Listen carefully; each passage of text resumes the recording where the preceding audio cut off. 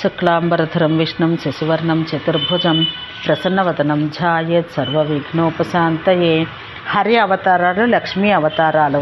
హే ఖగశ్రేష్ఠ, హరి పూర్ణానంద స్వరూపుడు. ఆయనకు ఏ దేశంలోనూ ఏ కాలంలోనూ సమానులు లేరు. ఆ శ్రీహరియే లోక కళ్యాణం కోసం సంపూర్ణ సద్గుణ సాగరుడై ఎన్నో రూపాలు ధరించాడు. నేలపైకి వచ్చాడు, నింగిపైన మెరిశాడు, జలంలోనూ నిలిచాడు. ఆ రూపాలనే అవతారాలుగా సంభావించారు వేద విధులు విద్వాంసులు. ఆ మహావిష్ణువే అన్ని అవతారాలకు మూల బీజం. ఆయననే వాసుదేవుడు అన్నారు. వాసుదేవుడే సంకర్షణ, ప్రద్యుమ్న, అనిరుద్ధ రూపాల్లో ప్రకటితుడైనాడు. ఆయనే స్థూలదేహం నుండి బ్రహ్మాది దేవతలను సృష్టించాడు. ఆ వెన్నడే సనత్కుమారాది రూపాలను ధరించి జనులకు తపస్సు, బ్రహ్మచర్యం, ఇంద్రియ నిగ్రహాల్లో శిక్షణనిచ్చాడు. దైత్యరాజు హిరణ్యకశిపుని బారి నుండి భూదేవుని రక్షించడానికై వరాహ రూపాన్ని ధరించాడు. నారాయణ రూపంలో బదరికాశ్రమంలో ఉండి తపస్సులకు ఆదర్శమైనాడు. కపిలమునిగా అవతరించి కాల కవలిత 24 తత్వాలు గల సాంఖ్యశాస్త్రాన్ని ఉపదేశించాడు. అత్రి పత్ని అనసూయ గర్భాన దత్తాత్రేయుడై జన్మించాడు. అలర్కరాజుకు అన్వీక్షకి నామక తర్క విద్యను ఉపదేశించాడు. ఆకోతి గర్భాన జనించి సురాజ్య స్థాపన గావించాడు. అలాగే అగ్నిధ్రపుత్రి అయిన మేరుదేవికి నాభికి అరుక్రమ నామంతో పుత్రునిగా జనించి లోకాలను కాచాడు. క్షీరసాగర మథన వేళ ఈ శ్రీ మహావిష్ణువే మందర పర్వతం మునిగిపోకుండా ఆదికూర్మమై వచ్చి ఆదుకున్నాడు. వెనువెంటనే హరితమ్మని వలె ప్రకాశించు కాంతులు గల ధన్వంతరిగా అవతరించి దేవతలకు అమృతాన్ని, మానవులకు ఆయుర్వేదాన్ని తీసుకువచ్చాడు.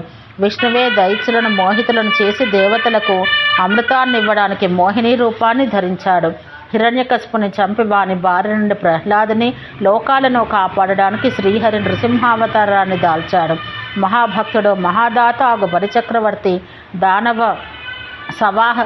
సహవాసం వల్ల అహంకార్యు లోకకంటకుడు కాబోవుచుండగా అతన్ని, లోకాన్ని కూడా కాపాడడానికి శ్రీహరి అదితి గర్భాన కశ్యపనందనుగా వామనుడై అవతరించాడు. తర్వాత ఆయన జమదగ్నికి పరశురాముడై పుట్టి దురహంకారులు, దుర్మార్గులు రాజులను మొత్తంగా సంహరించి భూమిని, ప్రజలను, ముఖ్యంగా బ్రాహ్మణుల్ని రక్షించాడు. తర్వాత ఆ శ్రీహరియే రవికుల శశి అయి రాఘవుడై, రాముడై, గుణధాముడై, కౌసల్య, దశరథులకు బిడ్డడై జన్మించాడు. శ్రీరామావతారం లోకవిఖ్యాతం.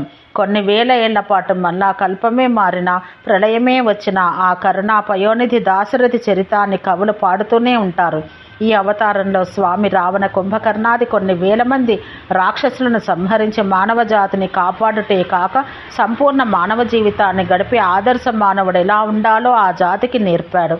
తర్వాత శ్రీ మహావిష్ణువు ద్వాపరయుగంలో వ్యాసమహర్షిగా అవతరించి వేద సంహితను 4 భాగాలుగా విభజించి సుమంతు, జైమిని, పైలాది శిష్యుల చేత వాటిని చదివించి లోకం నలుమూలలా వేద విజ్ఞానాన్ని విరయజేశాడు. అనంతరం ఆ శ్రీహరియే శ్రీకృష్ణ వాసుదేవునిగా జనించి స్వయంగాను భీమార్జునుల చేతను రాక్షసాంశలో పుట్టిన వారందరినీ మడయజేసి భూభారాన్ని తగ్గించాడు. గీతోపదేశాన్ని గావించి భారత జాతికి జగద్గురువై భాసిల్లాడు. తర్వాత కీకటి దేశంలో బుద్ధనామంతో జనించి అసురులను మోహంలో ముంచి సుజనులకు వారి పీడను వదిలించాడు. కలియుగంలో విష్ణువు మరలా అవతరిస్తాడు. దశప్రియులైన పాలకులను కలికినామ రూపాలతో వచ్చి సంహరించి ప్రజలను రక్షిస్తాడు. ఇంకా ఎన్ని అవతారాలు ఎత్తాడో, మరెన్ని మార్లు రాబోతున్నాడో స్వయంగా ఆయనకే తప్ప ఇంకెవరికీ తెలియదు. కశ్యపాత్మజ హరి ప్రియలక్ష్మి దేవి జ్ఞాన సంపన్న, జ్ఞానస్వరూప. ఆమె కూడా విభిన్న రూపాల్లో అవతరించడం జరిగింది. ఆమె స్వామి చరణగ్రహణం మాత్రమే జీవితాశయంగా గల దేవత, పురుష పత్ని, ప్రకృతి అభిమానిని దేవత ఆ శ్రీదేవియే.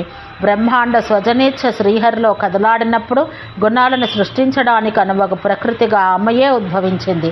వాసుదేవ పత్ని మాయ, సంకర్షణ పత్ని జయ, అనిరుద్ధ పత్ని శాంత, ప్రద్యుమ్న పత్ని కృతి, లక్ష్మీదేవి అవతారాలే. విష్ణుపత్ని సత్వరూపి శ్రీదేవి, తమోగుణాధిక దుర్గాదేవి, రజోగుణాభిమానిని వరాహపత్ని అగు భూదేవి. భగవంతుడు వేదరూపాన్ని ధరించినప్పుడు ఆయన తోడు అన్నపూర్ణ లక్ష్మీ స్వరూపాలే. ఆ లక్ష్మీదేవియే యజ్ఞపత్ని దక్షిణగా, శ్రీరామాంగన సీతగా, శ్రీకృష్ణుని పట్టమహేశ్వరులు రుక్మిణి, సత్యభామాది మహాదేవులుగా అవతరించింది. ద్రౌపది, సచీదేవి లక్ష్మీ అవతారాలే. ఓం శాంతి శాంతి శాంతి.